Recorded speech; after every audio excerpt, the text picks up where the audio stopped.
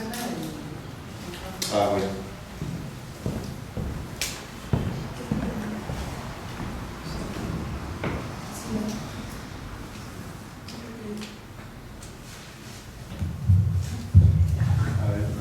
Bueno, ¿ya me escuchan? Sí. Súper. Bueno, pues buenas noches a todas, bienvenidas, a todos también bienvenidos. Hoy, como saben, es el Día Internacional para Eliminar la Violencia contra las Mujeres, así que desde la Fundación Elena Poniatowska están organizando estas jornadas culturales rumbo al 25N. Y el día de hoy está aquí junto a mí Raquel Ramírez Salgado, Emma Landeros y la doctora Karina Ochoa. Yo soy Andrea Gómez y bueno, pues bienvenidos, bienvenidas. Vamos a estar en una conversación bastante íntima, ¿no? Cercana. Siéntanse libres también de preguntar, de levantar la mano si quieren, ¿no? Aprovechando un poco la intimidad del espacio, sería bonito que podamos tejer, ¿no? Esto juntos, juntas. Y bueno, pues me presento y después presento también a las ponentes, a cada una, si ustedes quieren agregar algo, adelante. Y después pasamos a las preguntas.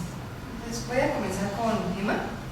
Emma Landeros Martínez es periodista y escritora, especialista en temas de conflictos bélicos y violaciones de los derechos humanos. Publica en diversos medios, entre los que destacan Newsweek en español, Mexicanos contra la corrupción y la impunidad y este país.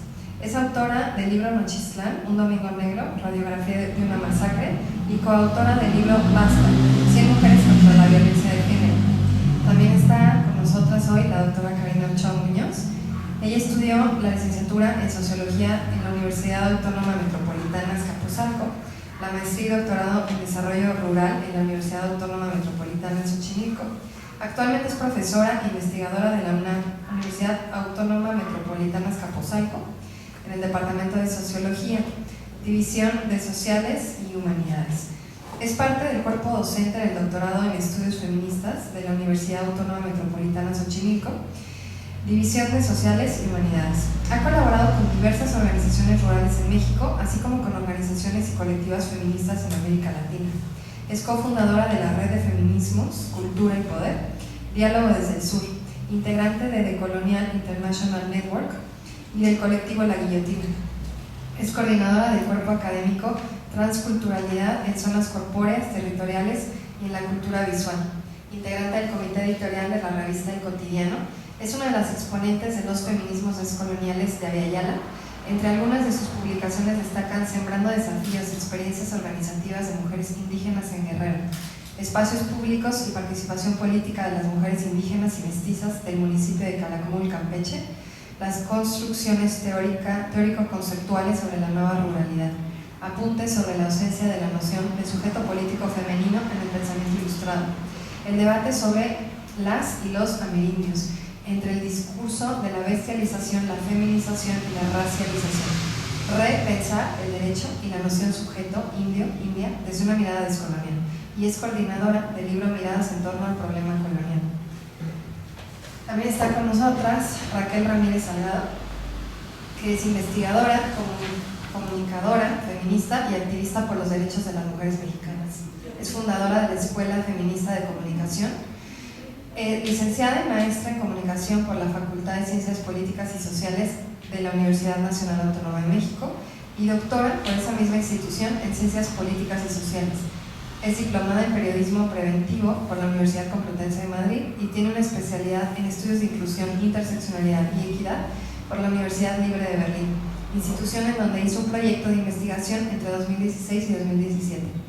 Desde 2005 imparte talleres, conferencias, mesas y discusiones sobre feminismo, equidad y derechos humanos de las mujeres. Como parte de esa labor fundó la Escuela Feminista de Comunicación, un espacio de aprendizaje apoyado por el Centro Cultural de España en México, con el fin de formar comunicadoras sociales con perspectiva de género. Es colaboradora de medios como la Revista de la Universidad de México, la Revista Chilango y otras. Como asesora, ha participado en proyectos de normativas y asesorías sobre equidad de género en instituciones como el Instituto Nacional de las Mujeres de su país, el Instituto Federal Electoral y el Instituto de Administración Pública del Estado de Hidalgo. También es colaboradora del Mecanismo de Protección Integral de Personas Defensoras de Derechos Humanos y Periodistas de la Ciudad de México. pues muchas gracias a las tres por estar acá. Es un honor compartir esta mesa con ustedes.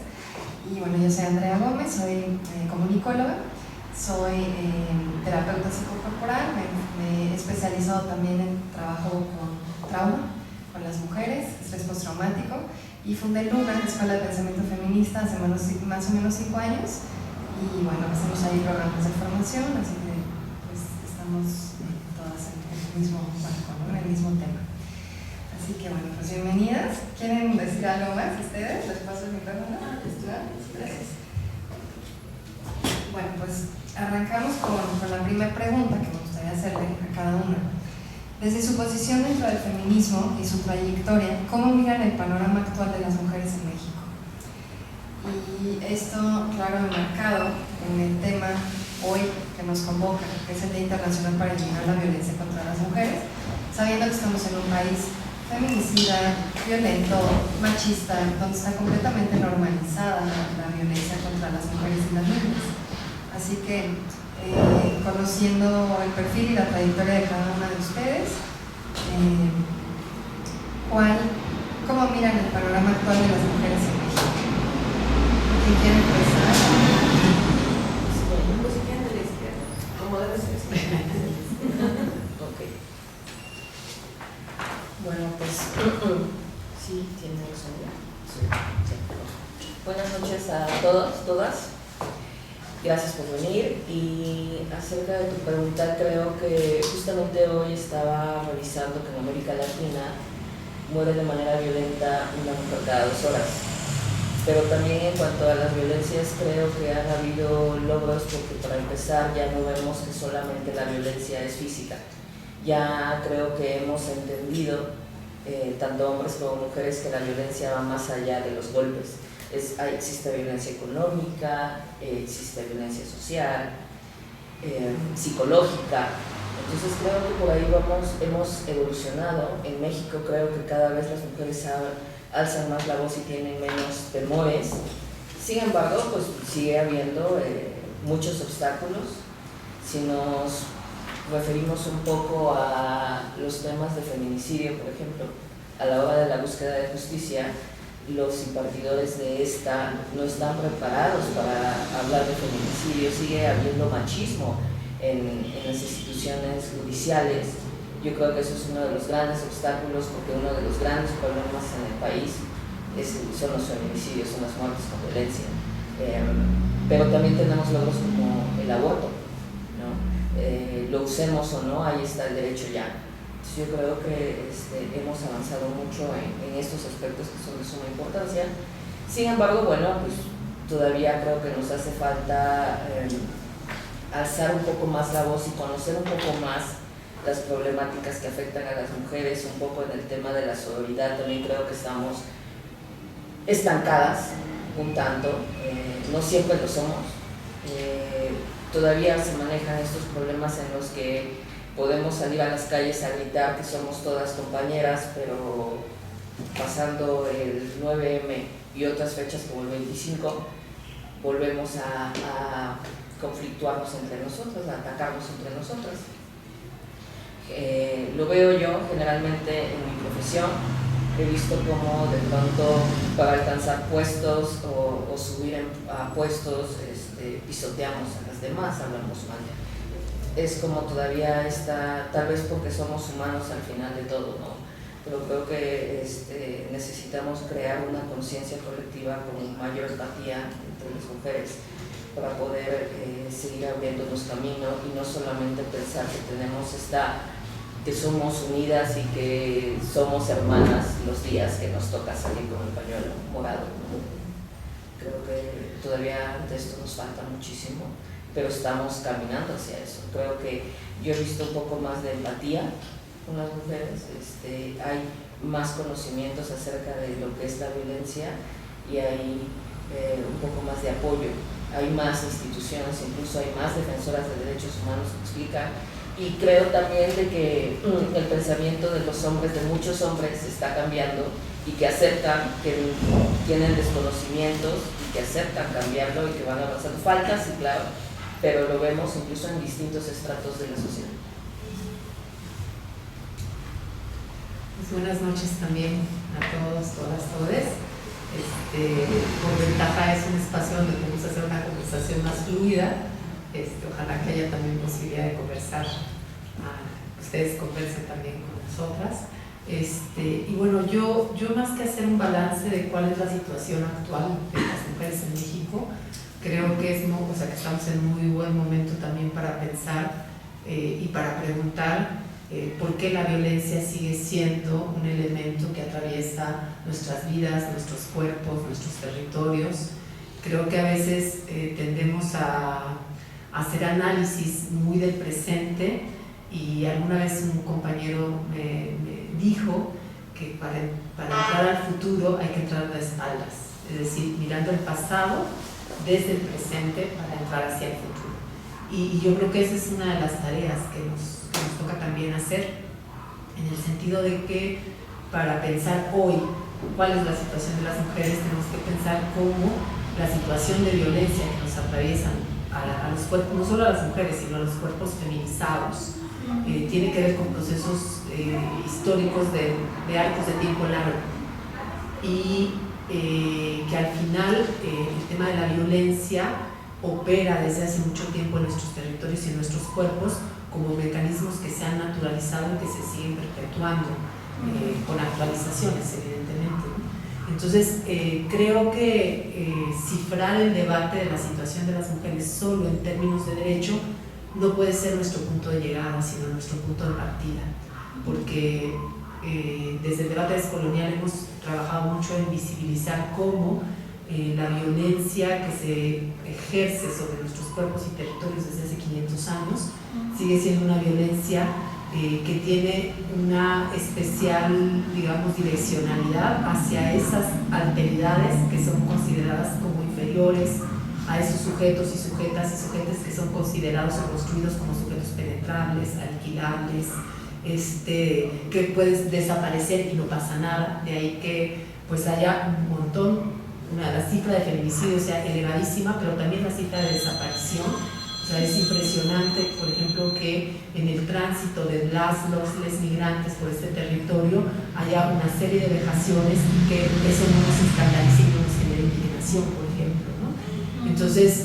el problema está en por qué eso no nos genera indignación, por qué eso no genera en todas nosotras una condición que nos impida estar tranquilas sentadas en nuestro escritorio o sentadas en nuestra mesa, como si no pasara nada.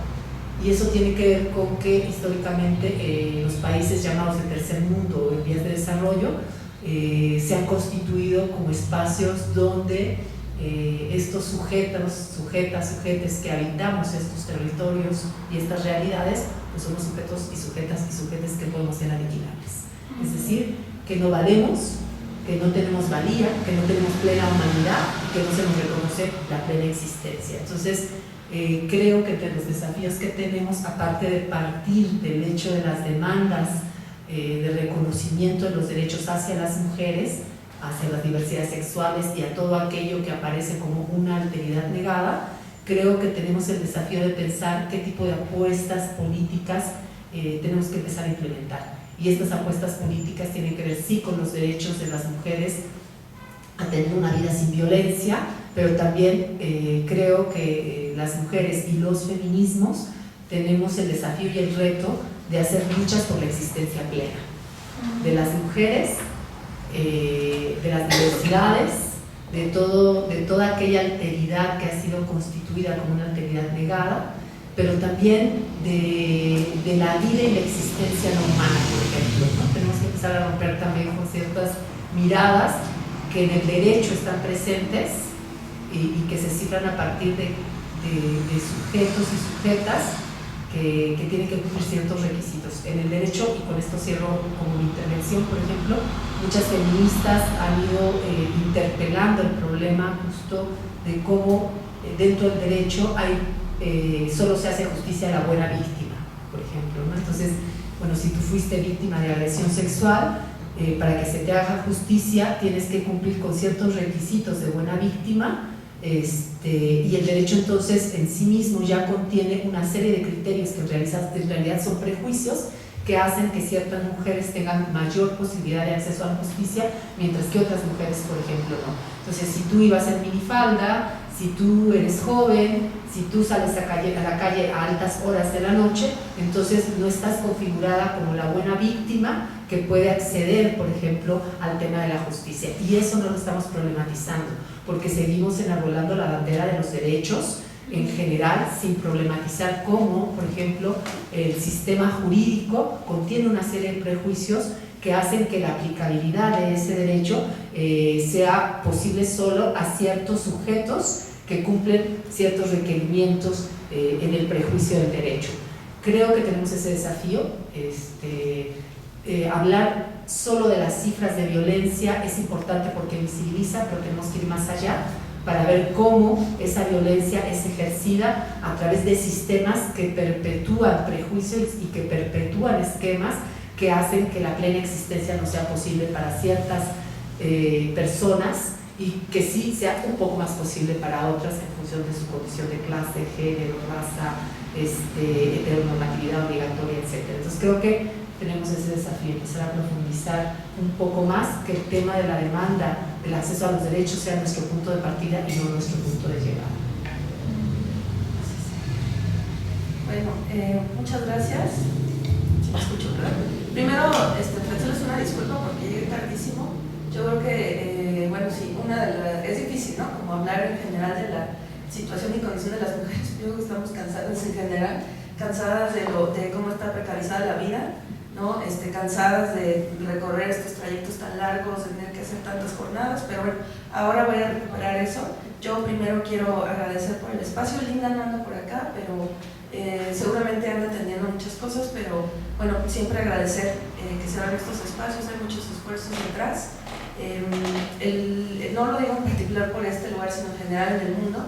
El feminismo todavía no es bien visto, a pesar de que es un movimiento que tiene siglos, y todavía es como un poco, en general es escosor hablar de ciertos temas. Entonces siempre se agradece el esfuerzo, y hablo en general de las instituciones. Y bueno, pues agradecer mucho también a Emma, Karina, Andrea, que podamos tener un diálogo, y desde luego a ustedes que se han tomado el tiempo de venir para acá en el contexto del capitalismo. El tiempo es un lujo, y bueno, pues más para las mujeres, ¿no? Que tenemos menos tiempo debido a la división sexual del trabajo, y en particular en esta ciudad pues ya se hallan los trayectos, ¿no? Que tenemos que recorrer. Entonces, muchísimas gracias por estar acá. Y bueno, yo me voy a sumar a esto que ya nos decía Emma y Karina, que me parece que hicieron este recorrido hacia esta parte como más subjetiva y relacional entre las mujeres. Karina también habló de un agente indispensable en nuestro análisis, más allá de nuestras filias y fobias políticas, que es el Estado, sin duda, y que tenemos que incorporarlo ahí. Si un Estado, digamos, erosionado, pero que finalmente sigue siendo un mediador social, pero también un generador de la violencia, ¿no? Emma nos hablaba, por ejemplo, del acceso a la justicia, y yo lo que quiero como, antes de desarrollar como algunas ideas, también en función de lo que ya Karina y Emma nos han compartido, sí decirles, como más desde una posición de honestidad epistemológica, desde donde estoy hablando yo. Yo tuve la fortuna de todavía ser parte de la generación en la que las grandes maestras del feminismo, y con esto no estoy minimizando a otras mujeres que hacen esta labor de formación, pero me refiero a estas mujeres que han, digamos, sembrado una muy importante y potente genealogía en América Latina y en otras regiones del mundo.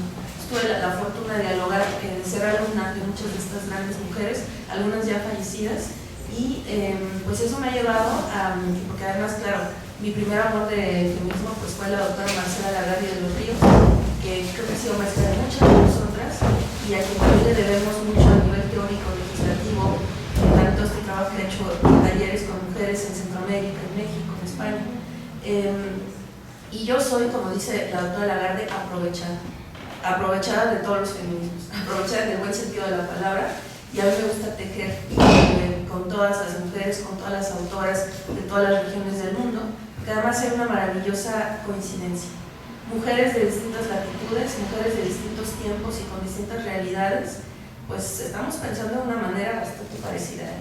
Entonces ahí hay algo que nos convoca a todas, histórica, políticamente, éticamente, también desde todo este sistema de emociones, ¿no? Entonces creo que es una gran coincidencia, pero también al mismo tiempo es un análisis o digamos más bien un diagnóstico express de que hay necesidades, de que hay intereses de las mujeres alrededor del mundo que por supuesto no han sido atendidas, ¿no?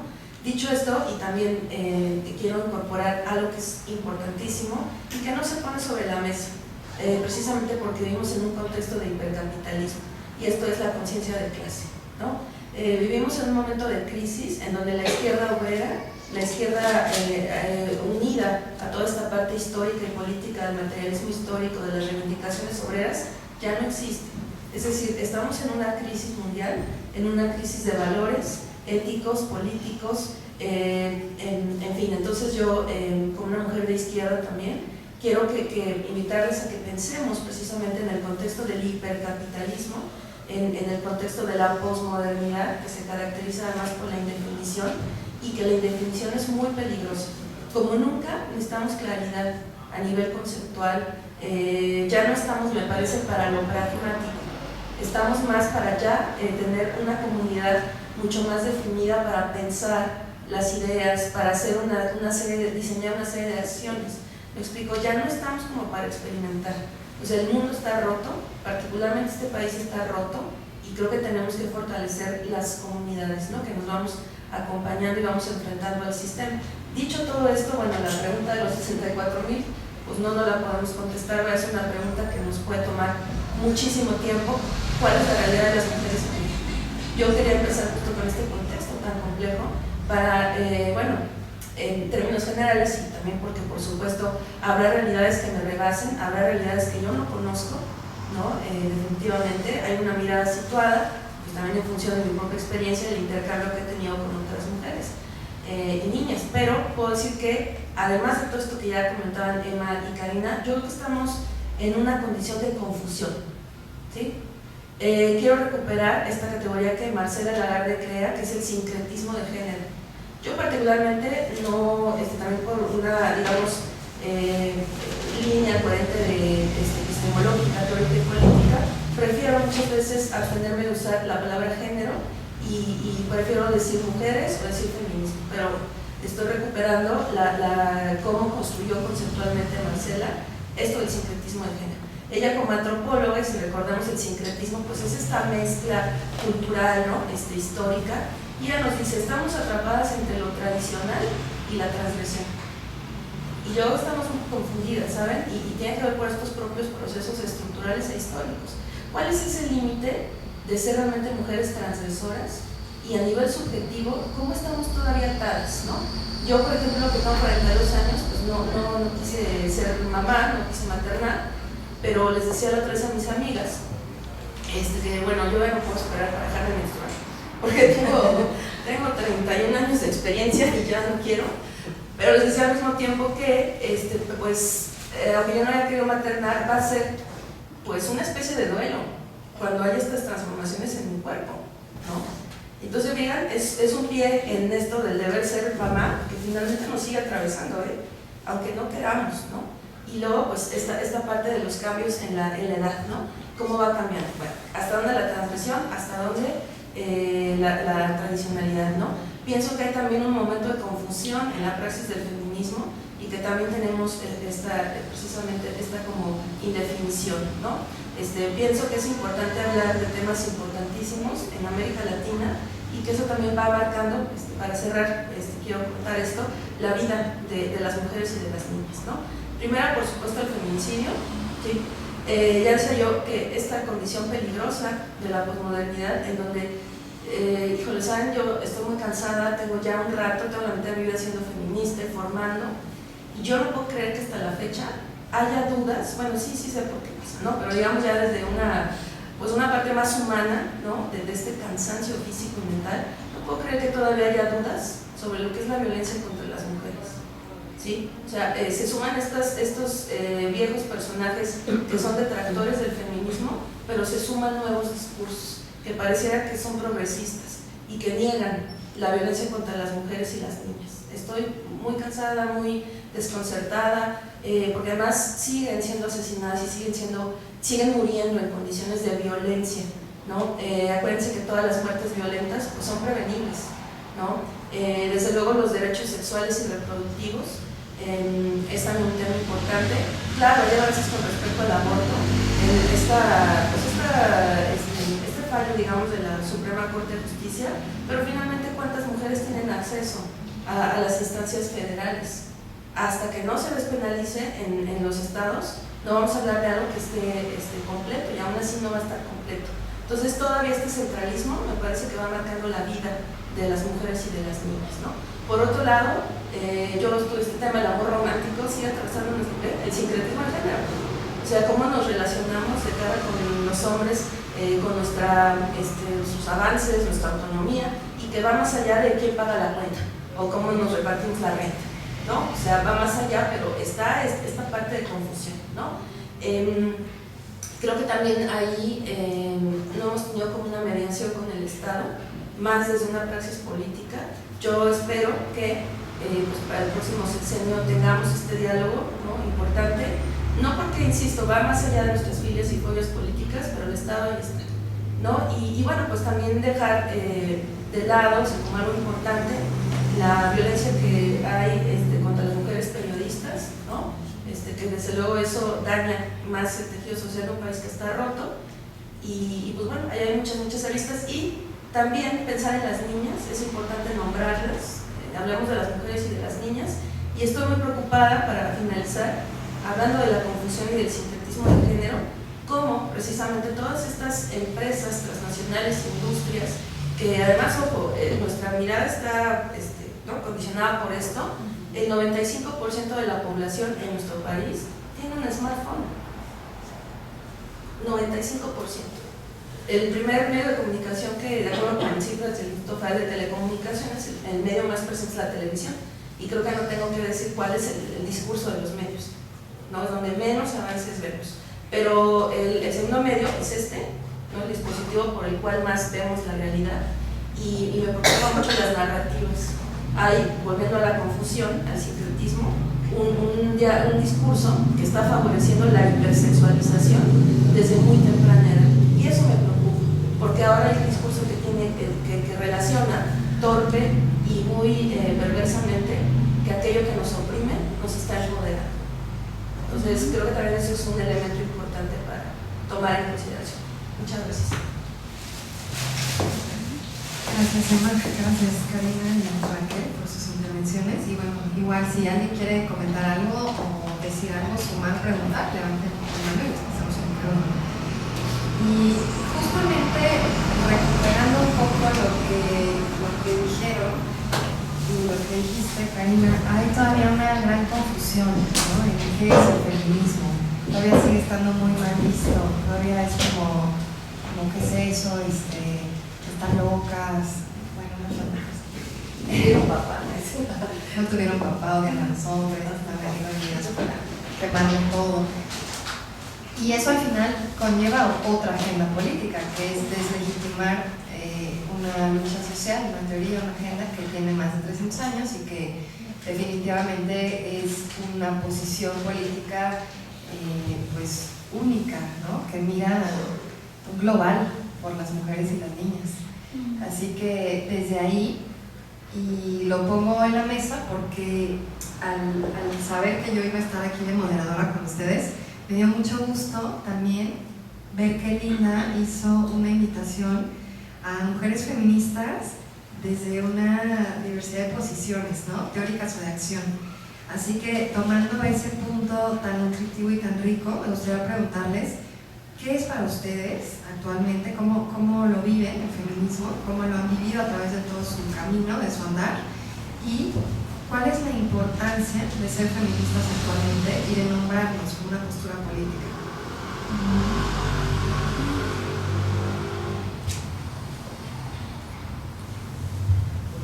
Bueno, pues primero quisiera como ahondar un poco en el tema del que hablaba Raquel, de no maternar, porque creo que también esto es importante como feministas. Para mí significa no tener ataduras siempre y cuando respete al otro, a la otredad, ¿no? Ejercer mis derechos sin miedo. Generalmente esto no pasa, o sea, generalmente en mi caso, por ejemplo, como periodista, siempre había años atrás, estoy hablando de hace 10 años tal vez, decía, es que a esta mujer la golpean en su casa, pero entonces ¿por qué no se sale de ahí? Como yo no estoy en esa posición, como yo no sé las circunstancias, lo pienso así. Entonces, claro, hace 10 años a mí me faltaba muchísimo crecimiento. Yo no he estado en una escuela de feminismo. Tuve una abuela feminista que estamos hablando de los años 50, 30, en un pueblo llamado Tapachula, Chiapas, que le decían, cásate porque si no, ¿quién te va a mantener a tus hijos cuando tu esposo ya está muerto? Y no se casó, y lo hizo sola. Creo que esa es mi primera visión feminista que tengo, y mi familia, mi madre, mis tías, crecieron con esa idea de que si no se querían casar no tenían por qué ser juzgadas. Y es así como yo he intentado llevar mi vida, no tener estos estereotipos de que tienes que casarte, tienes que tener hijos, y ha sido muy difícil. De pronto también me he topado con estos pensamientos de, pues si le hicieron esto fue porque lo permitió, porque no alzó la voz, pero de pronto te topas con una experiencia de un defensor de derechos humanos que te acosa. En mi caso, hace 2016 más o menos, un defensor de derechos humanos me acosaba, y claro, yo tenía que alzar la voz y con mi jefe del medio decirle, oye, está pasando esto. No lo hice. ¿Por qué? Porque tenía miedo, porque es difícil de pronto empoderarte y decir, no me van a defender, me van a decir, no, o sea, todavía sigue siendo complicado. Otra de mis experiencias también recientes, y que creo que ha sido una de las más fuertes, es que yo decidí no tener hijos desde siempre, y entonces me hice un procedimiento que más o menos es una esterilización. Entonces, la primera vez que voy a los estudios, donde te demuestran que, donde la química sabe, es una mujer que sabe que me van a hacer una cirugía, me pregunta por curiosidad, porque no tienen por qué hacerlo de otra manera. ¿Qué procedimiento me van a hacer? Y le digo, es esto. Y me dice, ¿cuántos años tienes? 36. Yo me hice una cirugía el 18 de agosto del año pasado, le digo, 36. Y me dice, ¿cuántos hijos tienes? Ninguno. Entonces, ya te ven mal. Y así todo el proceso con las enfermeras de la cirugía, el día de la cirugía, me hicieron sentir, el doctor que me estaba operando me hizo sentir que yo estaba haciéndome este procedimiento solamente porque quería tener sexo.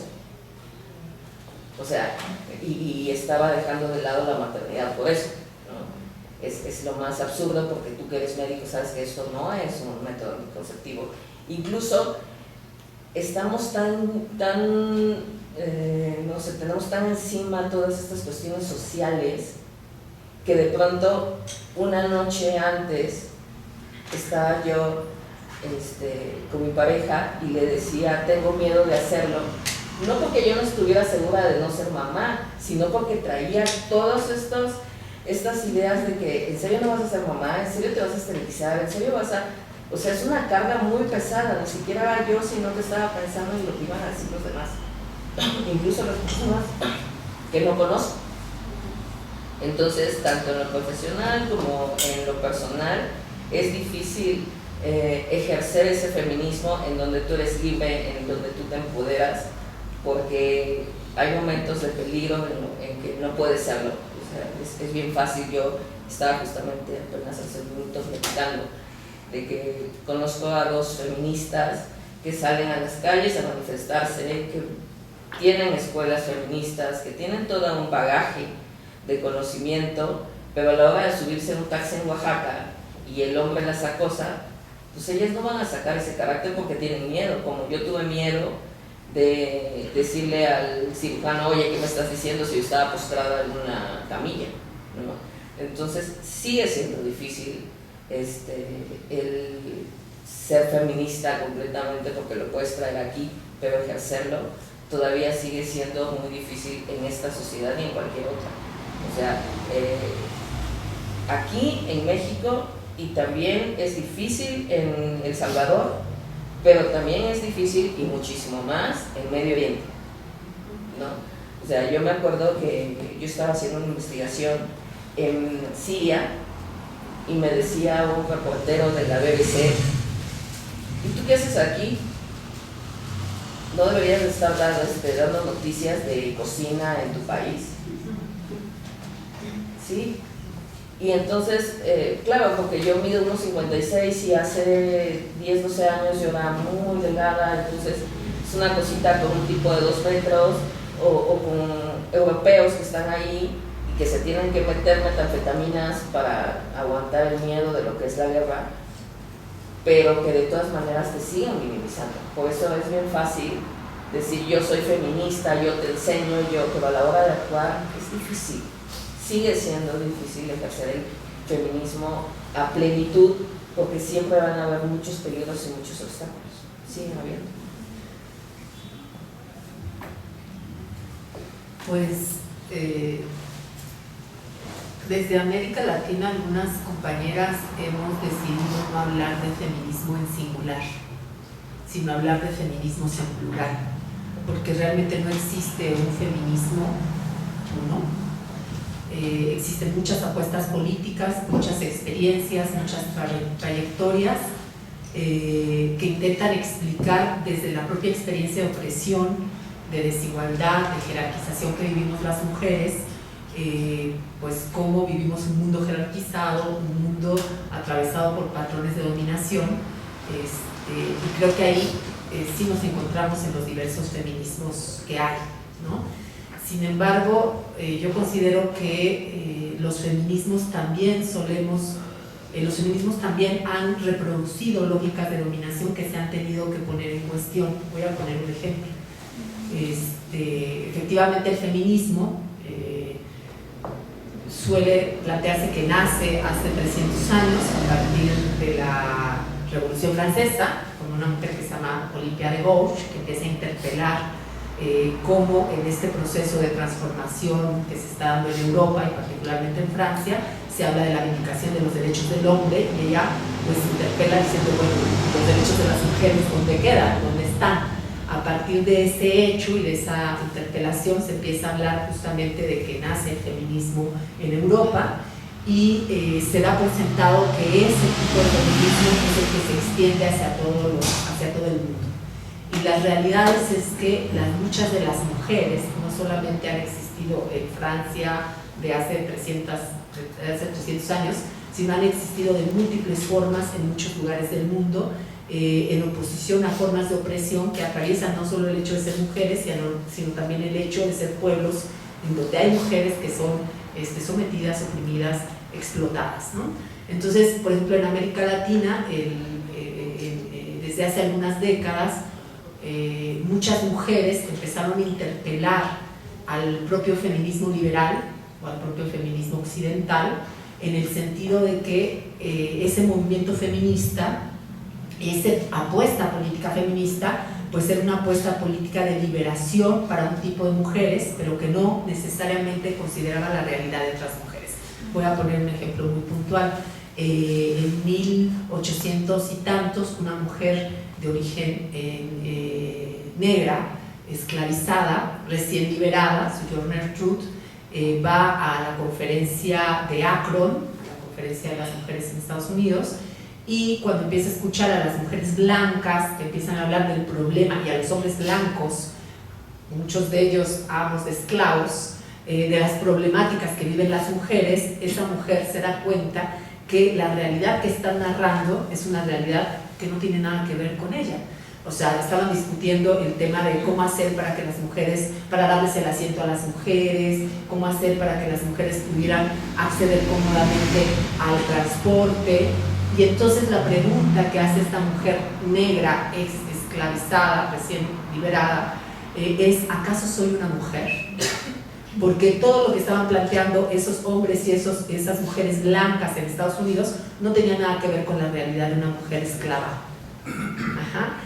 Mientras el feminismo liberal estaba planteando que la desigualdad entre hombres y mujeres tenía que ver con la separación entre lo público y lo privado, pensando en la realidad de mujeres que estaban destinadas al ámbito privado, al matrimonio, a la crianza, a estar en la cocina, ¿no? Resulta que las mujeres negras no estaban en la cocina necesariamente, las mujeres negras estaban en el espacio público, siendo explotadas sexual y físicamente en los espacios algodoneros, en la pizca, en la caña, por ejemplo, y no estaban en un espacio privado, estaban en un espacio público. Y además, las mujeres que a veces estaban en espacios privados, bueno, a veces tenían, quizá podía leerse que esas mujeres negras podían tener incluso un poquito mejor de condiciones que las mujeres que estaban en el espacio público de explotación esclava. Entonces, ese feminismo blanco, ese feminismo occidental que en ciertos contextos planteaba procesos de liberación para las mujeres, caía en dinámicas de invisibilización de la realidad de otras mujeres. Eso pasó en 1840 y tantos.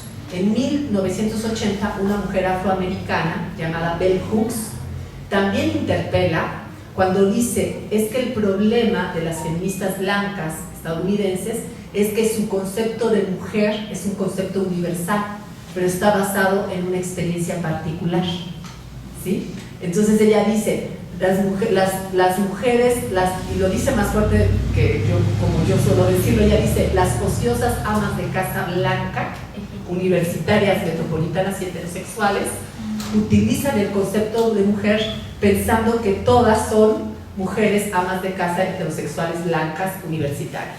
¿Y qué pasa con quienes no son blancas, ni universitarias, ni amas de casa? Entonces, el problema es que también hay feminismos que en ciertos contextos plantean lógicas de liberación, pero que al mismo tiempo reproducen lógicas de invisibilización sobre otras realidades. Y ahí tenemos mucho que reflexionar respecto a qué tipo de feminismos construimos y cuáles son nuestras apuestas políticas. No me quiero alargar, pero yo personalmente me acerco al feminismo muy joven, muy joven, porque efectivamente yo tenía un desgarre respecto a mi propia feminidad. Yo muy pronto me di cuenta que no quería ser mujer, ¿no? Pero pues iba creciendo, y entonces me di cuenta que no quería ser mujer porque me tenía que enfrentar a un desgarre que tenía que ver con mi propia historia, pero que también tenía que ver con todo lo que significa para muchas de nosotras llegar a un momento en el que te vuelves vulnerable. Porque si ya de por sí somos sujetos sin existencia plena, construidos como sujetos aniquilables y penetrables, cuando pasas de cierta condición a otra, te vuelves doblemente visibilizada como un sujeto penetrable, etc. Entonces yo me acerco en un intento de descubrirme y de resolverme a mí, pero muy pronto me doy cuenta que la apuesta feminista no es solo para las mujeres, que es a partir de nuestra experiencia como mujeres, porque el hecho de tener un cuerpo cifrado como femenino nos permite tener un acercamiento a formas y lógicas de opresión que no son contadas, que son vividas. Las compañeras creo que han dado testimonio de eso.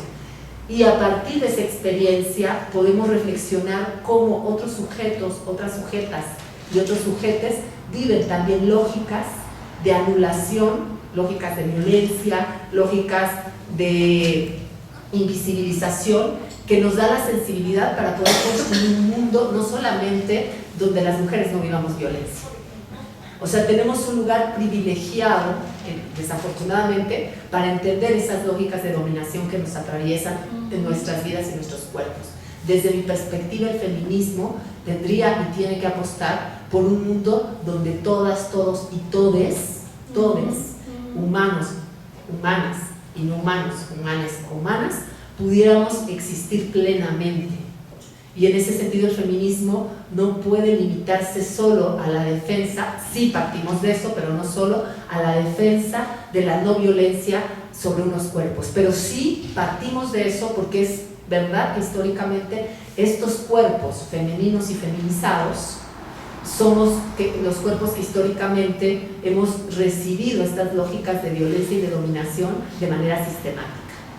Entonces, creo que hablar de los feminismos en plural nos ayuda a entender que hay muchas formas de entender desde realidades específicas cómo se hace la defensa de la vida de las mujeres, pero cómo esa defensa de la vida también se extiende a la posibilidad de construir una apuesta política de un mundo donde todas, todos, todes podamos vivir sin la violencia, sin las jerarquías, sin la obligación de ser. Pero también es cierto que a veces en el feminismo reproducimos las lógicas del deber ser. Yo he sido militante desde hace mucho tiempo del feminismo y hubo un momento en que largué, porque entonces dejo de ser la mujer de la cocina, pero si quieres tener hijos eres mal vista por tus compañeras, porque también hay un deber ser y no hay que escandalizarnos, porque eso no nos escandaliza cuando se trata de lo naturalizado por la sociedad, pero también es cierto que necesitamos romper muchas cosas que reproducimos en todos los espacios, incluso en los espacios más radicales. Entonces tenemos un desafío enorme, un desafío de verdad muy grande en el sentido de cómo construimos un nuevo sentido común, un sentido común donde el compañero que está enfrente, para él sea de sentido común no permitir ver que haya una persona que ataque a una mujer, una persona que ataque a un niño, una niña, un niño. O sea, tenemos que transformar el sentido común. Y el sentido común tiene que generar una ética de responsabilidad absoluta con la otra, el otro y el otro. Y desde mi perspectiva, esa es la apuesta del feminismo que yo abrazo y que yo quiero encarnar, porque también es cierto que no siempre lo encarno. Le cierro ahí porque yo me puedo aventar 2 horas y me disculpo por apropiarme un poco de la palabra. No, bueno, al contrario es que son como diálogos interminables, ¿no? Finalmente. De hecho, hay una colección de libros de una editorial que se llama Horas y Horas, que es de Madrid y que pertenece a la librería de mujeres y que se llama Cuadernos Inacabados, que es una colección que viene la obra de mujeres de distintos lugares del mundo. Y me gusta mucho el nombre, Cuadernos Inacabados, porque en realidad pues la construcción de ideas no se termina, ¿no? Pues estamos además en una realidad social, económica, política que es compleja y que tiene movilidad, ¿no? Entonces, pues muchas reflexiones son inacabadas, no en el sentido de que pensemos que ahí están como cojas, hay ideas con mucha rigurosidad, sino que más bien eso, la complejidad de la realidad social nos obliga a repensar el mundo constantemente. Entonces, no, yo entiendo esto, ¿no? Yo siempre me pellizco así la pierna como de, ya no, pues porque igual yo podría estar aquí horas y horas, pero no. Voy a tratar de, porque es una gran pregunta, es una pregunta muy compleja. Bueno, ahora sí está Linda por acá, que queremos agradecerle y reconocer mucho el esfuerzo de todas estas jornadas, porque yo decía al inicio, nunca es fácil, ¿no?, impulsar el trabajo del feminismo. Entonces, ya que estás por acá, aprovechamos para agradecerte y reconocerte. Y bueno, yo voy a hablar desde una perspectiva a través de la cual pues es mi voz la que está hablando. Sin embargo, yo quiero recalcar que no es mi voz en solitario, sino que al ser una divulgadora del feminismo, por supuesto que traigo toda una genealogía de mujeres, como ya decía yo, de distintos momentos históricos, de distintos lugares, con realidades muy complejas, por supuesto, también muy diversas, pero trato de recuperar como todo esto para compartir, ¿no?, esta reflexión precisamente. También, como Andrea, yo agradezco mucho, ¿no?, que haya como esta diversidad de perspectivas. Yo ahora les voy a compartir como la mía, insisto, alimentada por pues todo este trabajo, estos cuadernos inacabados de las mujeres. A mí me gustaría empezar también, perdón, es que también se me sale lo rojillo, así estoy entre el monstruo morado y el monstruo rojo, ¿no? Yo estoy preocupada, obviamente digo todo esto con mucho respeto y reconocimiento al trabajo de todas mis compañeras.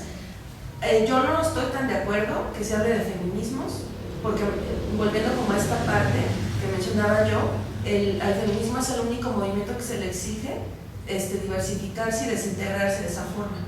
Nunca hemos hablado de comunismos, nunca hemos hablado de socialismos, sino que se entiende que precisamente hay un montón de discusiones y hay un montón de reflexiones y de movilizaciones de acuerdo a la realidad, ¿no? Pienso, por ejemplo, en el caso de América Latina, pues incorporar obviamente las ideas de un señor alemán, que claro, es un gran personaje que cambió el mundo, me refiero a Marx, pues cómo le haces también con una realidad que apuntaba pues, a la explotación también del campo, ¿no?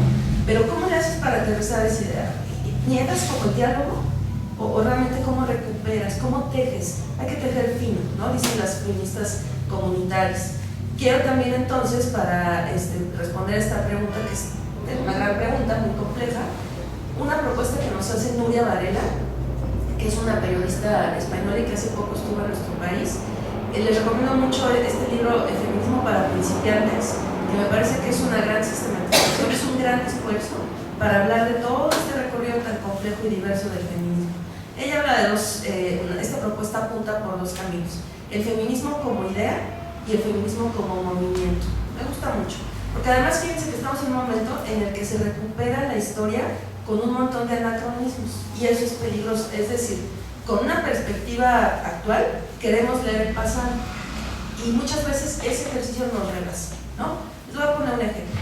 Bueno, esto del feminismo como idea, o sea, claro, el feminismo es heredero de toda la potencia de las mujeres a lo largo de la historia, antes de la modernidad, que más o menos se ubica, como bien decía Karina, a partir de la instauración a partir del Estado moderno, a partir de la Revolución Francesa, de la instauración del capitalismo, justo como el Estado burgués establece y pues va configurando la forma en la que pensamos, ¿no? Nada más como paréntesis, fíjense nada más cómo el sistema va sofisticando como las herramientas de dominación.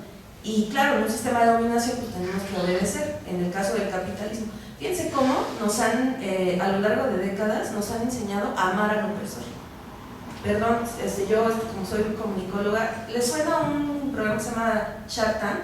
Tanque de tiburones, ¿no?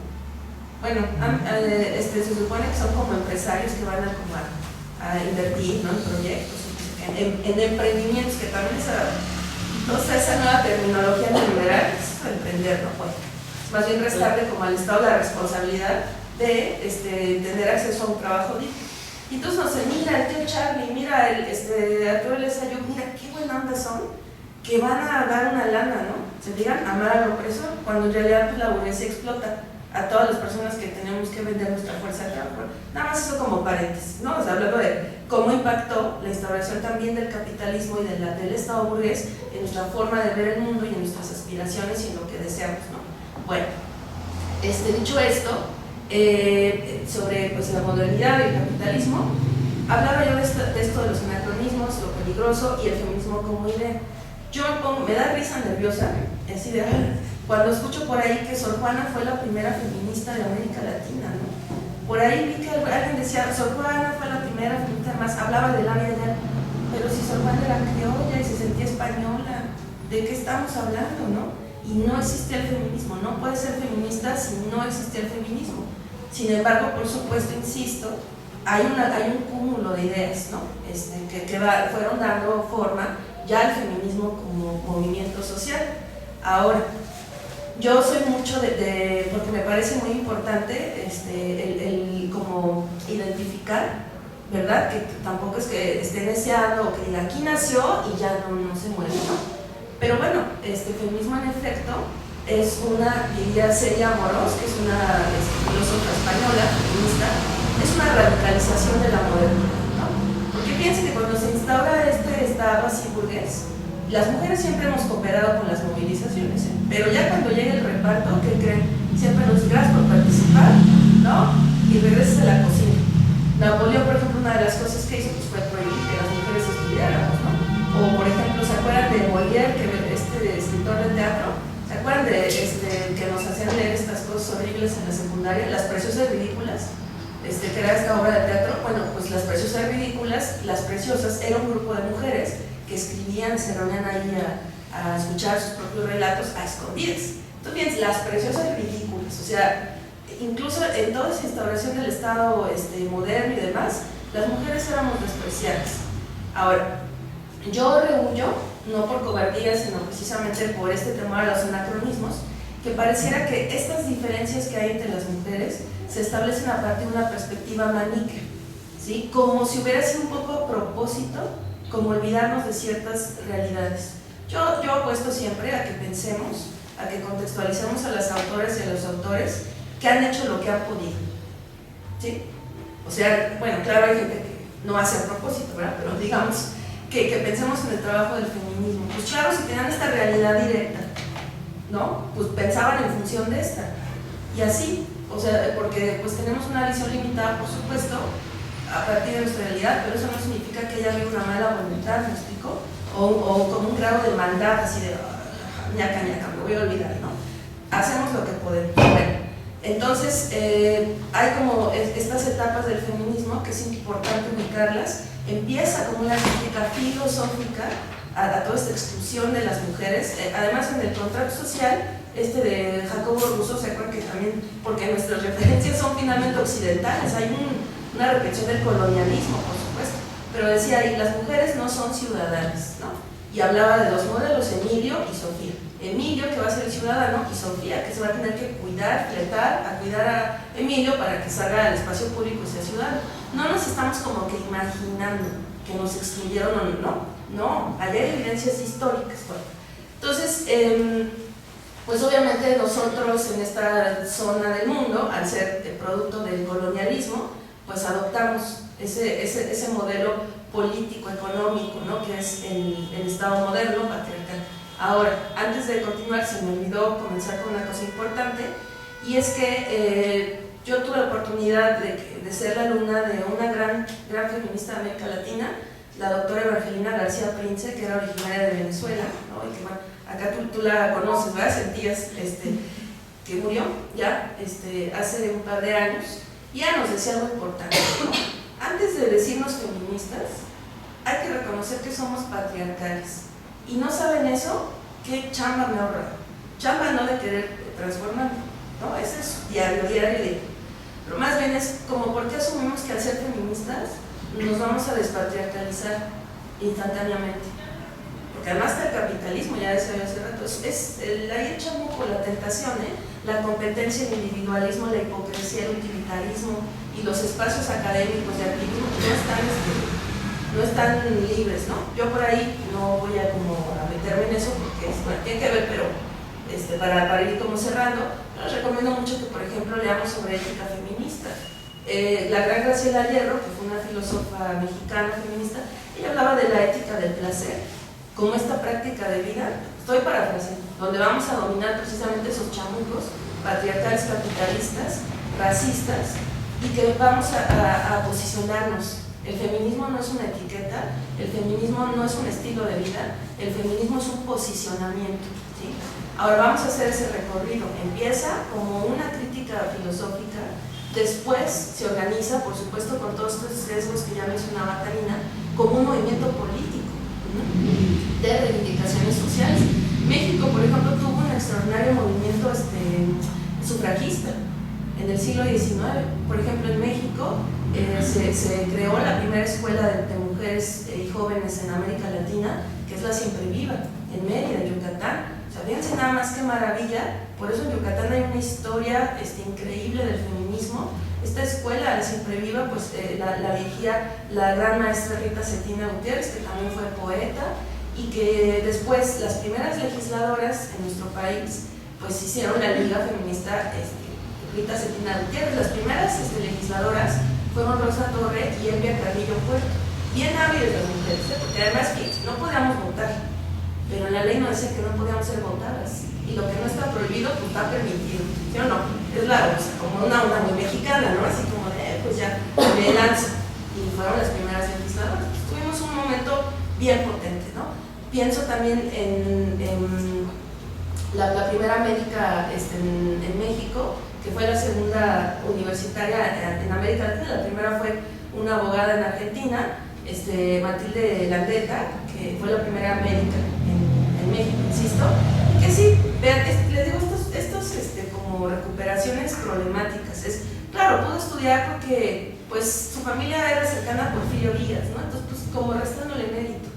No, pues claro, echó mano de esa ventaja social. También yo soy ahí como, insisto en que seamos cuidadosas las personas cuando hablamos de privilegios, ¿no? Porque, pues no sé, ahí resulta que los derechos más bien parecen privilegios porque el sistema no nos ha permitido tener acceso a estos. Bueno, Matilde Larreta lo que hace es que entra a la preparatoria, después es médica, pero no puede ejercer, por ejemplo. Nadie quiere ir con una médica, ¿no? Entonces ahí, aunque pues ya Porfirio Díaz no estaba, ya no tenía como estos contactos. Pero ¿saben qué hizo? Algo extraordinario. Sí, tenía desde luego ventajas sociales por su condición de clase, pero en el siglo XX formó una escuela, bueno, un espacio de promoción para que las hijas de las obreras estudiaran. Fíjense qué maravilla. Y no se habla casi de eso.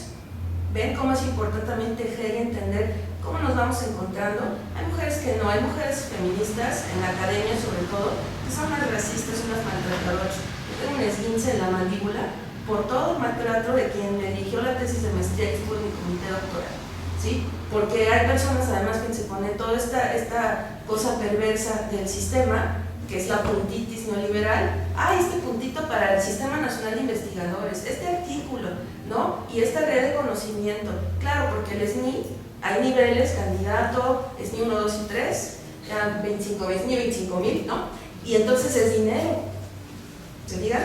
Bueno, esto nada es como una crítica, ¿no? Y luego pues el feminismo también es redituable. Luego más adelante en los años 60, más o menos pues se crea la teoría feminista, o sea, es una teoría relativamente joven.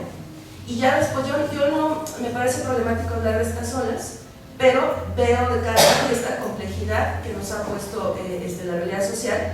El feminismo entonces, ya como heredero de todos este recorrido que estoy sintetizando de forma muy torpe porque la historia nos rebasa y todavía hay pues, concepciones del feminismo que tal vez no tenemos en el mapa, ¿no?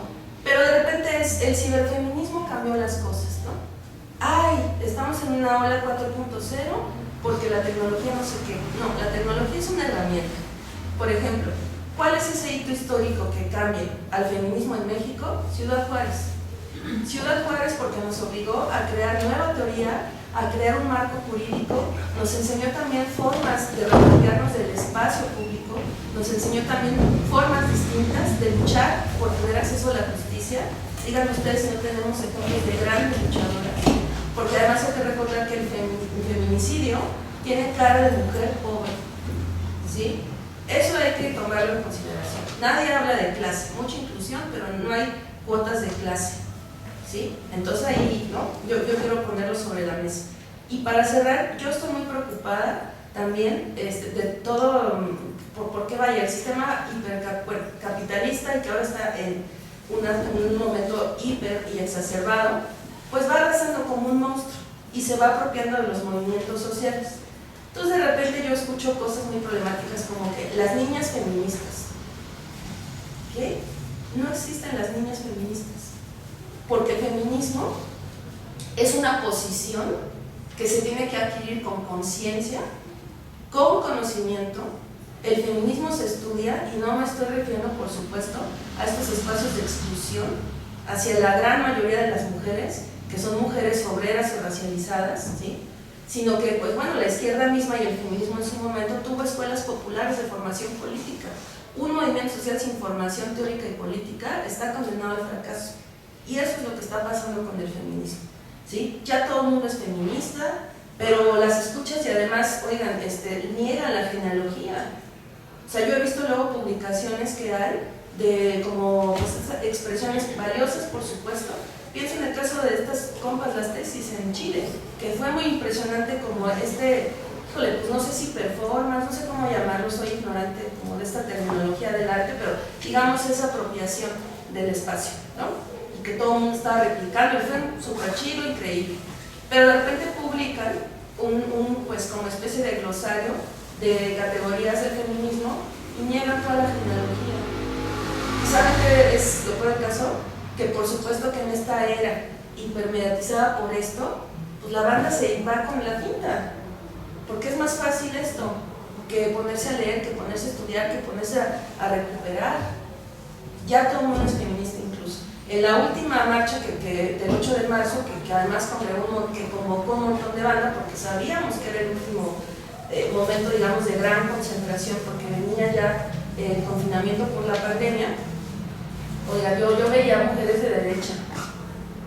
No existe el feminismo de derecha. Y la derecha ha sido enemiga histórica de las mujeres.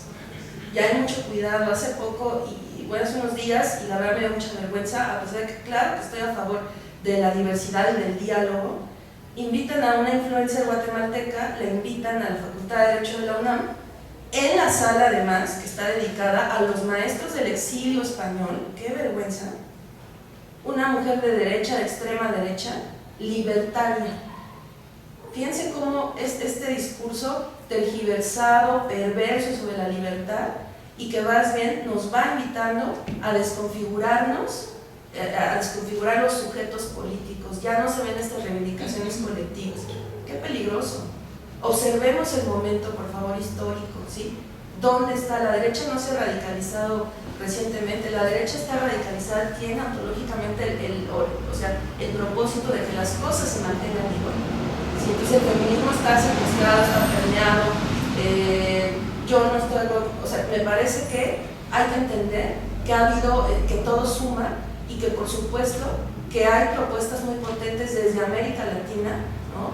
Está el feminismo comunitario, que además no es igual, no es lo mismo el feminismo comunitario que representan las compas de Bolivia al que representan y han creado las compas de Guatemala, ¿sí?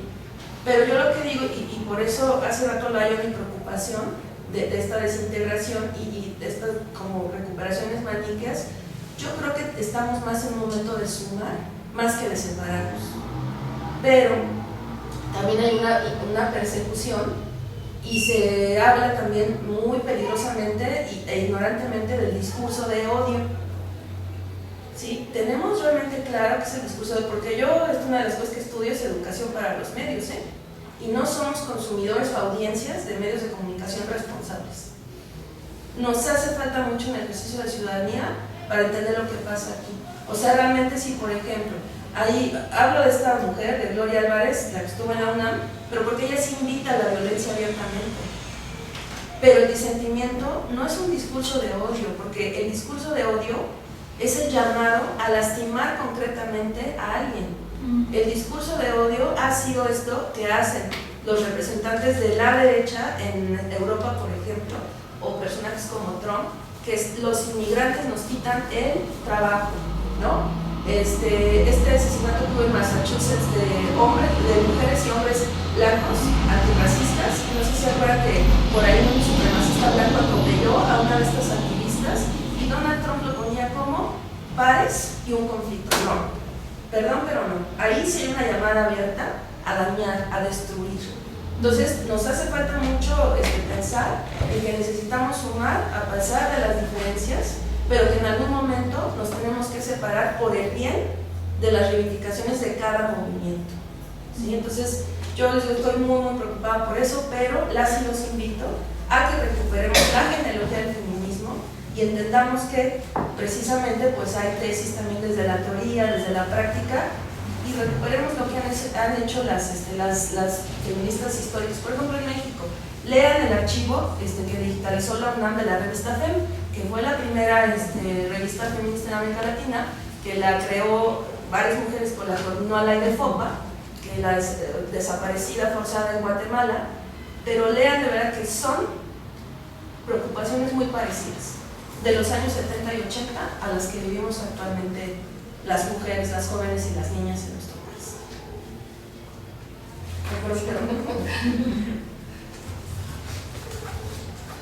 Bueno, pues gracias por tus intervenciones tan poderosas e interesantes. Y me gustaría preguntarle si alguien tiene algo que comentar, que reflexionar, alguna idea, pregunta, como para también abrir el diálogo, ¿no? Con todos, con todas. Sí, yo quisiera preguntarle a Camila y también a Raquel, ¿verdad? Me gustaría, yo entiendo, Regina, que una de tus propuestas en términos de lectura política es esto de la feminización, o sea, de darle un lugar a esta lectura de por qué hablamos o por qué se habla o por qué se dice, que es tu propuesta, de que hay cuerpos feminizados, ¿no? Me gustaría que pudieras profundizar un poquito más en eso. Y también un poco respetando lo que decía Raquel sobre la importancia de darle lugar a las diferencias entre los feminismos, ¿no?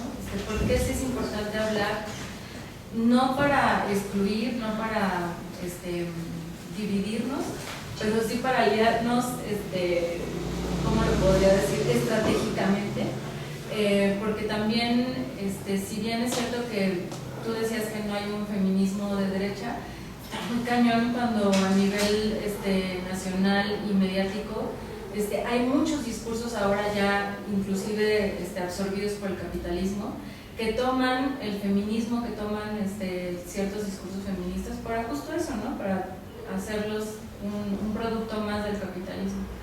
Entonces me gustaría también que pudieras tú, Karina, como hablar un poquito más por qué es importante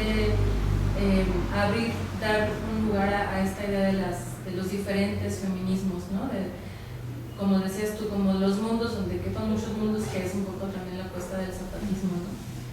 Y por otro lado, una pregunta también que quería hacerles es como, bueno, ¿qué prácticas políticas nos permiten a nosotras, a nosotros, a nosotres profundizar un poco más en estas lecturas de la realidad, ¿no? Porque a mí me gusta mucho cuando tú planteas, Karina, que si lo entendí bien, que un poco también quedarnos en este lugar de la lectura de las mujeres, eso también para nosotras incluso puede ser perjudicial.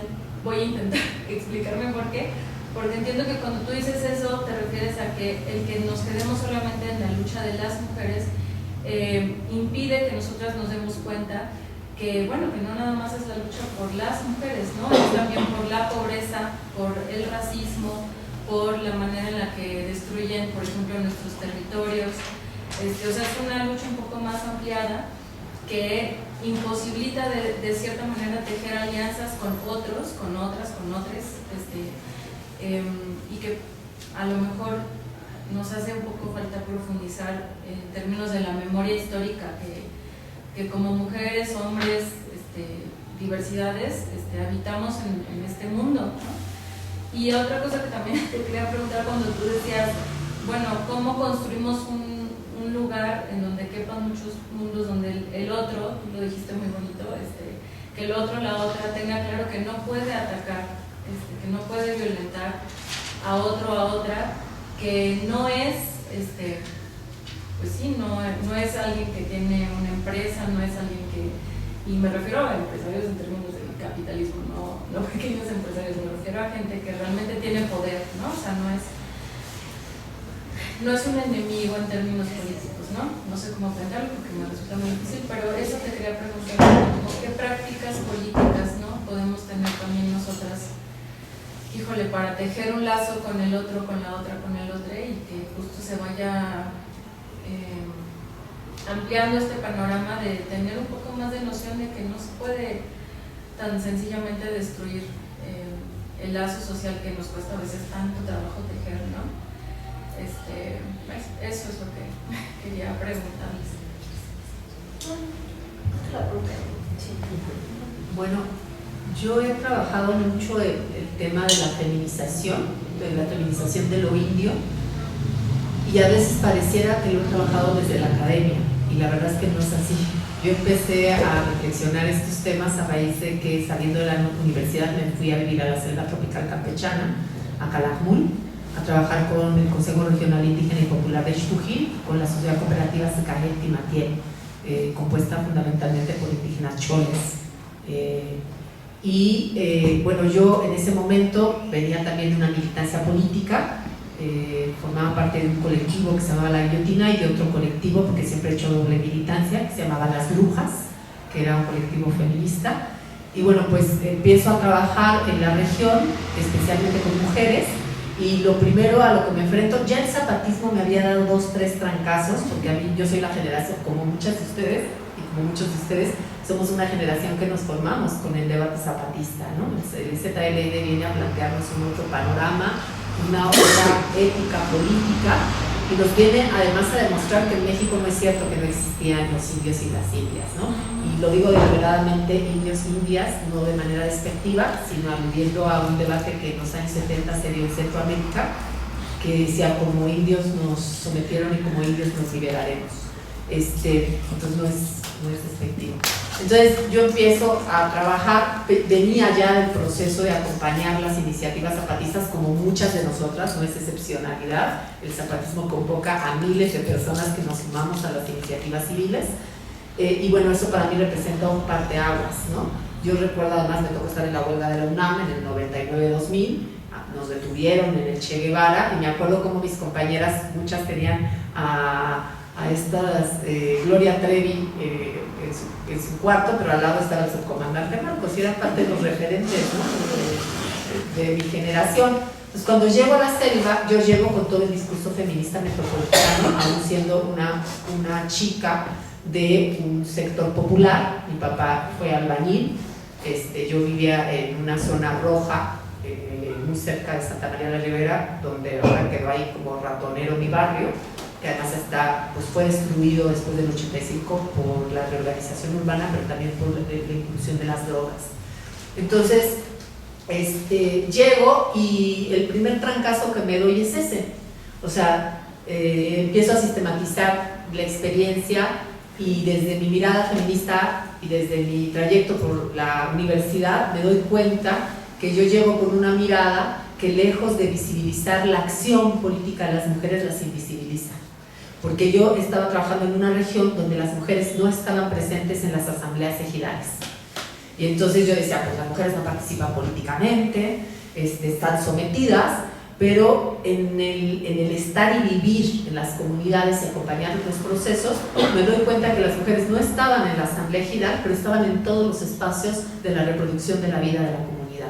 Ellas gestionaban el agua, ellas eran las encargadas del abasto comunitario, ellas hacían los comedores, organizaban los comedores escolares, ellas estaban en las disputas por los espacios dentro de la comunidad, ellas accionaban políticamente dentro de la comunidad, pero eso no era leído como político.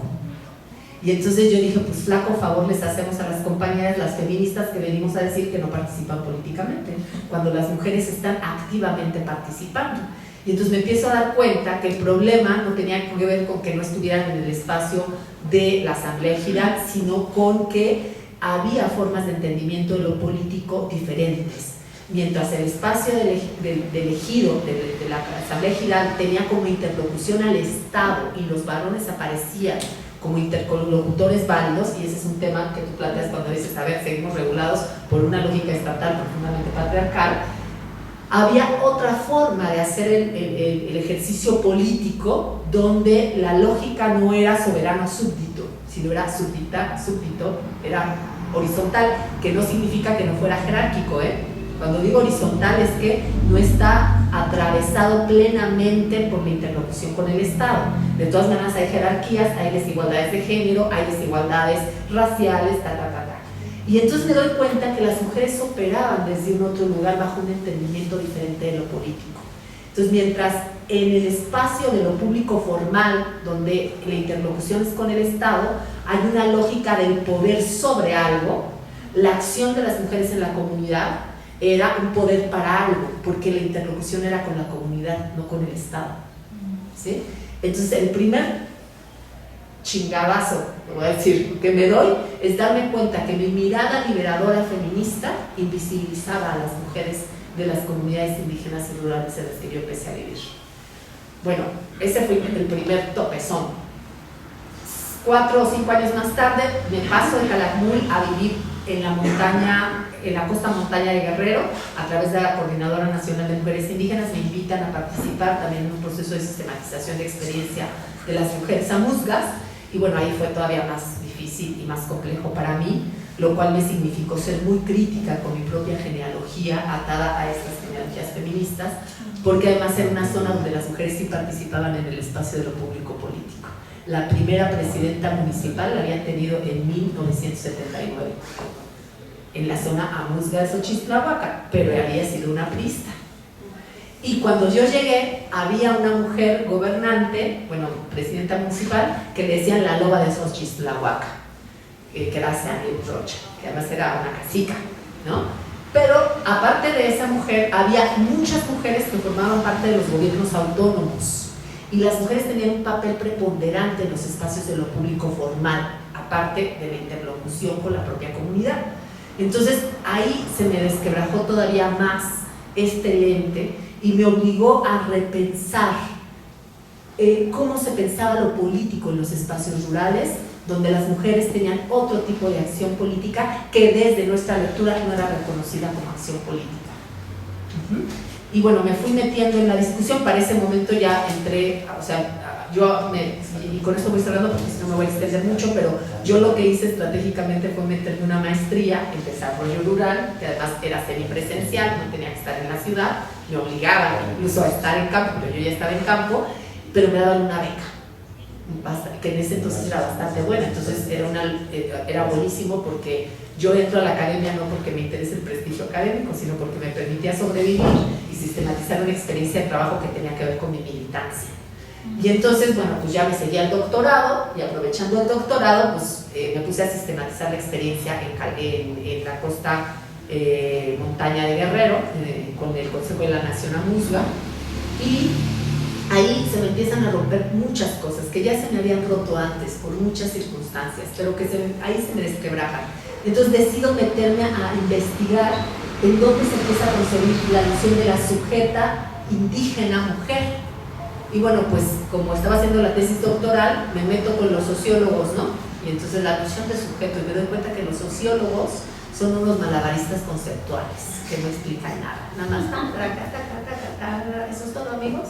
Bueno, entonces decido, no voy a trabajar con sociólogos, pero yo estaba en la maestría, tenía que darle sustento académico a lo que estaba viendo y viviendo.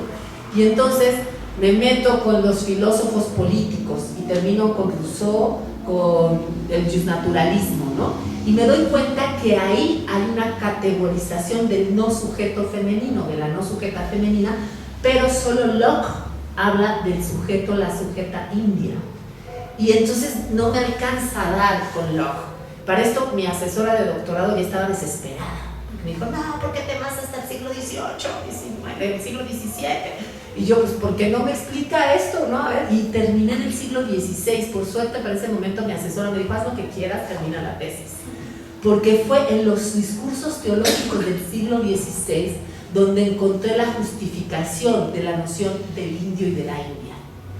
La controversia de Valladolid, Ginés de Sepúlveda, Bartolomé de las Casas, y luego quien da el sello sustantivo no solamente a la noción de lo indio, sino a la lógica del capitalismo moderno, Fray Francisco Vitoria, el padre de los derechos, el padre del derecho internacional. Y ahí me doy cuenta que el hecho colonial es constitutivo de la lógica de dominación de nuestros territorios. En ese momento yo no había leído a Dussel, yo no había leído a Quijano, no había leído a Miñolo, a ninguno de los descoloniales. Yo estaba metida en la montaña, viniendo una vez cada mes a mi curso, leyendo lo que me daban y me iba y me regresaba. ¿Qué pasa? Que tiempo después me encuentro con una feminista descolonial, Freddy Mendoza, que acuña el concepto de la colonialidad de la democracia. Y me doy cuenta que lo que yo estaba descubriendo en la montaña, y luego ya me bajé con las afromexicanas, pero lo que yo estaba descubriendo en ese recorrido estaba siendo teorizado por pensadoras y pensadores latinoamericanos, y que se inscribía en uno de los feminismos, o en una de las vertientes de los feminismos, que después se llamó feminismo descolonial, feminismos descoloniales, que tampoco hay uno. Entonces, lo que quiero plantear es que ahí empiezo a darme cuenta, y con esto cierro, perdón, pero yo ahí empiezo a darme cuenta que los discursos teológicos a lo indio se le concibe como un sujeto penetrable, al territorio indio se le concibe como un sujeto que puede ser penetrable, ¿no? Que puede ser explotable. El extractivismo del que hoy hablamos empieza a ejercerse como lógica de acumulación de capital que va a dar origen al capitalismo, porque lo que no nos cuentan es que todo el oro y la plata que llega a España a partir de la explotación de las minas de estos territorios es lo que posibilita aquello que Marx llama como proceso de acumulación originaria, porque los reinos de España estaban en conflicto en la zona de los Flandes y empiezan a contratar ejércitos mercenarios para acallar esos conflictos en el siglo XVI. ¿En el siglo XVI? No, en el siglo XVII. Y entonces el dinero, esos mercenarios eran del norte, y mucha de ese oro y plata se empieza a ir hacia el norte, donde aparecen los primeros bancos. Por tanto, la lógica del capital no tiene que ver con la acumulación originaria de la que habla Marx, sino tiene que ver con el extractivismo. El extractivismo es la base del desarrollo capitalista. Pero lo mismo pasa con las lógicas de opresión y de dominación que se operan sobre las poblaciones amerindias. Y lo que me doy cuenta es que al indio se le feminiza. ¿Y qué quiero decir con se le feminiza? Que el referente del otro cercano de los colonizadores eran las mujeres de la cristiandad. Es decir, las lógicas de dominación que conocían eran lógicas del patriarcado de la cristiandad. Y entonces, cuando vienen a estos territorios, migran también, no solo esos hombres colonizadores, sino los sistemas de opresión cercanos. Y ahora los aplican ya no sobre las mujeres solamente, sino poblaciones enteras fueron sobre las que empezaron a operar esas lógicas de dominación que inicialmente se operaban sobre las mujeres. Por eso Ginés de Sepúlveda argumenta la inferioridad del indio a partir de Aristóteles, que argumenta la inferioridad de las mujeres por sobre los hombres. Y Bartolomé de las Casas le dice, manda de paseo a Aristóteles, ¿no? Porque lo que están discutiendo es la teoría aristotélica, que en realidad era la justificación de la opresión sobre las mujeres. ¿Voy bien? ¿O estoy siendo muy complicada? Bueno, ¿qué pasa? La argumentación es, estos dispositivos de dominación que operan en el mundo de la cristiandad europea, ahora los traemos y los aplicamos a poblaciones enteras. Pero esas poblaciones ya no están definidas por marcaje de género. Entonces necesitan otro marcaje. Ahora va a ser el marcaje de raza. Por eso el género y la raza operan de la misma manera. Son marcajes biológicos, esencializados, ontologizados, constituidos como ser. O sea, tú eres negro y nunca vas a poder dejar de serlo, como eres mujer y nunca vas a poder dejar de serlo. En la experiencia colonial lo que hay es una transfiguración del género y la raza.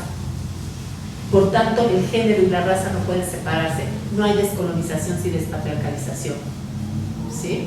Y eso lo empiezo a ver a partir de una experiencia. A eso me refiero con la lógica de feminización de lo indio, la feminización del otro. Al final terminaron feminizándonos como poblaciones. Y los hombres también cargan ese acto colonial. ¿Sí? Porque los hombres están obligados a cumplir 3 requisitos en su masculinidad: ser proveedores, ser protectores, y ya se me olvidó el tercero, pero bueno, tiene que ver con el tema del uso de la violencia física. En sociedades que desde hace 500 años están destinadas a ser subdesarrolladas, subhumanas, porque el problema es de humanidad, no plena humanidad del otro. El problema del indio y de la india es que al feminizarnos nos constituyen como sujetos no plenos, o como no sujetos más bien. Pero los hombres también la cargan, porque en una sociedad que está desde hace 500 años a ser subdesarrollada, es decir, subhumana, no pueden ser protectores. La generalización de la violencia les impide cumplir con eso. Pero tampoco pueden ser proveedores, porque una persona no puede proveer a una familia entera por las lógicas del capital. Y entonces la única forma de ejercer su masculinidad es utilizando la fuerza. Y entonces, ojo compañeros, compañeras, tenemos que empezar a trabajar eso que ha sido insertado no solamente en nuestros cuerpos, sino en nuestra psique, en nuestra subjetividad. Necesitamos empezar a reconstruirnos y necesitamos descolonizarnos y despatriarcalizarnos. Ahí les cierro, me disculpo por la extensión, pero si no lo explicaba así, no se iba a entender de dónde viene. Yo no vengo solamente del debate académico. Sí, o sea, el debate académico me ha permitido presentar algo que forma parte de una trayectoria. Y lo que ustedes viven también puede ser traducido en términos de conocimientos. O sea, necesitamos empezar a dar valía a nuestra experiencia como reclamo político, pero también como forma de producción de conocimiento. Y necesitamos empezar a pensarnos. Por eso cuando las compañeras dicen, a ver, yo como mujer vivo la violencia, yo como mujer tengo una fractura, un esguince producto de las violencias, necesitamos empezar a darle validez a eso que vivimos para entenderlo en un telón de fondo más amplio, porque ese esguince, si lo ponemos en el telón de fondo de las lógicas de dominación, va a tener otro sentido. necesitamos de construir esas formas de dominación que se traducen en esguince, que se traducen en cómo tenemos que pasar tantas horas en el transporte público, en cómo las mujeres somos criticadas porque decidimos o porque de alguna manera no maternamos, o sea, necesitamos, y cómo los hombres también viven, están obligados a usar el acto de violencia como acto de supuesta reafirmación. Porque el problema es que han hecho que nosotras, y nosotros y nosotras querramos ser lo que no somos. Y ahí solo una imagen de un fragmento de una novela de Franz Fanon cuando habla de una mujer negra y dice: Mayot a los 5 años, por el tema colonial en África, se dio cuenta que no podía ennegrecer su mundo, entonces tuvo que intentar blanquearse. Y ese es el gran problema, es un problema de ontologización. O sea, tenemos que desidealizarnos para poder llegar al desarrollo, tenemos que dejar de ser lo que somos para alcanzar el lugar de la plena humanidad. El problema y la gran tragedia es que dejamos de ser pretendiendo ser. La pregunta es: ¿cuál es el proyecto de lo que queremos ser? Y en ese sentido tenemos que empezar a deconstruirnos, tenemos que empezar a desmontar las lógicas patriarcales, las lógicas coloniales, las lógicas capitalistas y empezar a imaginar que podemos ser de otras formas. A eso me refiero con la plena existencia. Necesitamos desmontar el chip y a partir del chip hacer manifestación. Eso cómo se traduce políticamente, eso cómo se traduce en términos de derecho, eso cómo se traduce en términos de ética, eso cómo se traduce en términos de cotidianidad y cómo se traduce en términos de sentido común. Pero hay que desmontarlo para que podamos hacer algo diferente. Ahí lo dejaría. Bueno, nada más, pero no hay que olvidar que las relaciones de dominación también están presentes en esta realidad que plantea Karina. Les recomiendo mucho leer a Alice Walker, esta maravillosa novela que después Steven Spielberg hace una muy buena adaptación cinematográfica en 1985 con Whoopi Goldberg como protagonista, y por ahí también está Oprah Winfrey en sus primeras actuaciones. Y ahí queda demostrado cómo el pacto patriarcal también está presente en los hombres racializados para ejercer dominación sobre las mujeres, ¿no? Y bueno, también, Karina, es muy importante, a mí me parece que también tiene que haber esta conciencia sobre la, digamos, dignidad. Sé que puede ser problemático usar ese concepto de los seres sintientes, y Alice Walker también tiene una reflexión muy potente sobre... Dice algo así como las mujeres no nacimos para los hombres, ni los negros para la supremacía blanca, los animales tampoco, para los fines de las personas, ¿no? Entonces, exacto, ahí está bastante interesante y bueno, pues nada más eso como esto. Muchas gracias por este diálogo tan profundo, maravilloso, interesante. ¿Y cómo vamos de tiempo, Elena? Pues estamos bien, entonces todavía queremos continuar. Si alguien quiere tener alguna pregunta más, como ella se sienta. Es un poco complicado. Es parte de qué opinan y de qué manera podrá combatirse la banalización de la crítica social. Por ejemplo, lo que pasó cuando salió la película de El Ciudadano Kane, que era una película de crítica hacia el, ¿cómo se llama? ¿Tiene el nombre de un juego?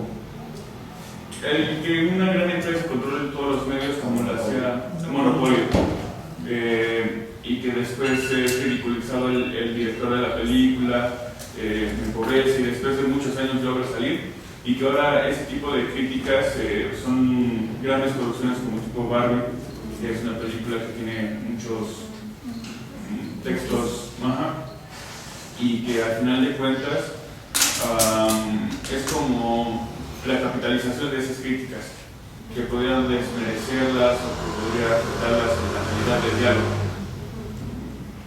Y esa sería la pregunta: ¿qué manera de combatir? ¿Qué opinan?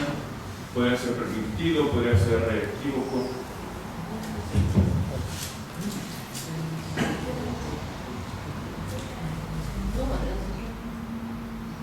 ¿Qué es lo de eso? Es como...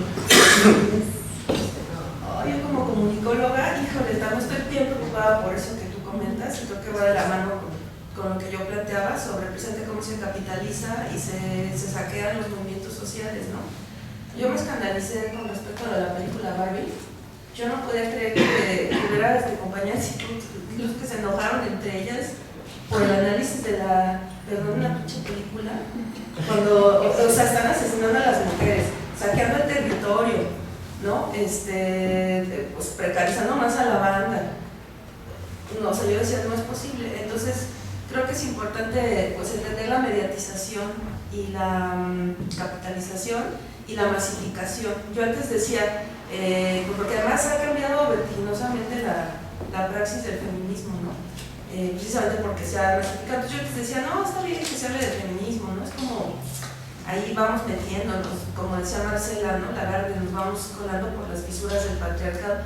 Yo que creo que ahora ya no estoy tan segura de qué tanto nos está jugando en contra precisamente esta masificación, ¿no? Había mujeres que decían, bueno, y digo, no estoy como tampoco, pues desde luego invalidando, ¿no? Lo que las personas puedan sentir o leer, precisamente también como parte de los estudios culturales, pues es validar la experiencia diversa de las audiencias, ¿no? Pero decían así como, me puse a llorar con la escena donde Barbie dice que es muy difícil ser mujer, ¿no? Y es como, pues es lo que han dicho las mujeres por siglos, ¿no? Y cómo se ha esencializado en una escena de una película, ¿no? O sea, quiere decir que solo es válido lo que viene desde el discurso, precisamente desde el capital, ¿no? Y entonces borramos las demás voces, pero también, desde luego, creo que es importante darle seriedad y rigurosidad a la recuperación de la experiencia de las personas, ¿no? Dice Celia Moros también, conceptualizar es politizar. Si politizamos mal, conceptualizamos mal, y por supuesto no se refiere a la concepción patriarcal del poder o lo que tiene que ver con lo gubernamental, ¿no? Sino al reconocimiento de las relaciones de poder históricas. Dice además pasar de la anécdota a la categoría, y eso me parece muy importante, porque de repente también es que es una construcción social, ¿no? Negando como toda la escuela fenomenológica que recupera la experiencia, pero también situada en un contexto social. O sea, el sentido se construye colectivamente, ¿no? Hay además acuerdos culturales, etc. Yo creo que desde mi campo de estudio y lo que yo he tratado de hacer también desde la comunicación comunitaria es impulsar la educación para los medios, ¿no? Con preocupación miro, por ejemplo, la perspectiva de la UNESCO, que además está, pues, desde luego muy cercana a lo que se hace desde el norte global, y es nada más como aprender a usar los fierros, ¿sabes?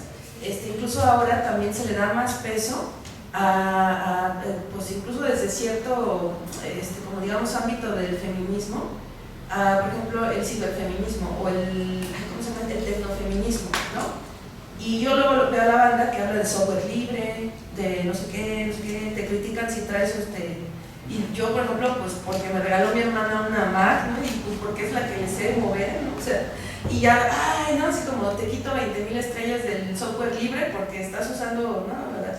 ¿Cuántas mujeres quieren realmente o pueden usar eso? Mi mamá tiene 65 años y su necesidad tecnológica es saber ponerle una contraseña chida a su Facebook, porque acá se los daban hackeando. ¿Sí me explico? O mujeres adultas mayores que querían usar Zoom, o bueno, en su momento ¿cómo se llama esta otra?